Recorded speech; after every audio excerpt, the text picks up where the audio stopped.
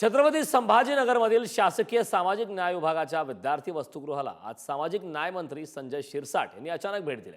त्यावेळी अत्यंत अस्वच्छ खोलीत विद्यार्थी राहत असल्याचं पाहून मंत्री संजय शिरसाट यांनी अधिकाऱ्यांना खडे बोल सुनावले। विद्यार्थ्यांना जेलमध्ये कोंडल्यासारखी अवस्था आहे, दोषी अधिकाऱ्यावर कारवाई करणार या शब्दात त्यांनी संताप व्यक्त केला।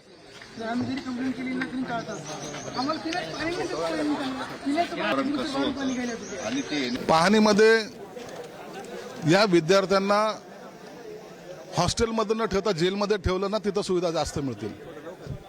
इतकी दुरावस्था मी कुठेही पाहिलेली नाही। जेल तरी बरे अशी अवस्था या हॉस्टेलची। विद्यार्थ्यांना खिडक्यांना त्यांच्या काचा नाहीत, नळाला पाणी नाही, संडासा बाथरूमला त्यांचं काही सुविधा नाही, पलंग असे टाकलेले आहेत जसं ते कोंडवाडा आहे, दरवाजाला कड्या नाहीत।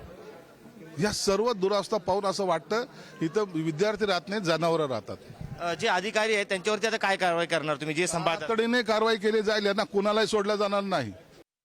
मी बोललो होतो, पण तिथं साधी पाण्याची व्यवस्था नाही। मुलं तिथं जनावराच्या कोंडवाड्यासारखे राहतात, त्यांना स्टाफ नाही आहे, त्यांची मेस नीट नाही आहे, त्यांची अभ्यासिका नीट नाही आहे, त्यांना साधं आंघोळीचं पाणी गरम पाणी मिळत नाही आहे, त्यांच्या रूम स्वच्छ होत नाही आहे। आता काय प्रश्न सांगावे तिथले?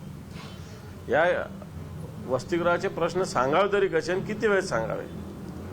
ठीक आहे, मंत्री आले त्यांनी करावं।